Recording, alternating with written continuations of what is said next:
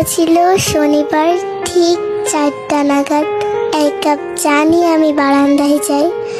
হঠাৎ লক্ষ্য করলাম আজকে আকাশটা অনেক সুন্দর।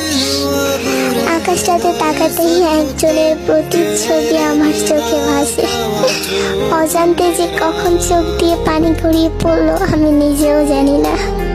হঠাৎ আম্মা এসে বলল, কাঁদছো কেন মা? আমি আর কিছু বলতে পারলাম না।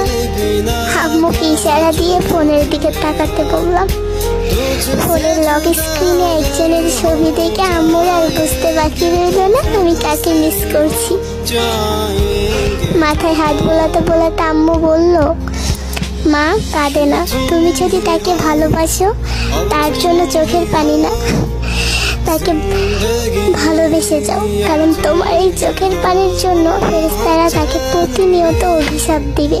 তুমি যেতে চাও যে তোমার ভালোবাসার মানুষটা অসুখে থাকুক? আমার এই কথাটা শুনে যেন আমি চোখ দিয়ে পানি বন্ধ করতেই পারলাম না। নিজের ঘরে এসে গেটটা লাগিয়ে বালিশের তলায় মুখ লুকিয়ে কাঁদতে থাকি। হঠাৎ কখন যে ঘুমিয়ে পড়লাম নিজেই জানি না। যখন ঘুমটা ভাঙলো ফোনে একটা নোটিফিকেশন আসছে। নোটিফিকেশনটা ছিল ভি লাইভ। হঠাৎ সে লাইভ আসছে, ঠোঁটের কোণায় মুচকি একটা হাসি নিয়ে সম্পূর্ণ লাইভ দেখি আর ভাবি কেন তাকে ভালোবাসি এত।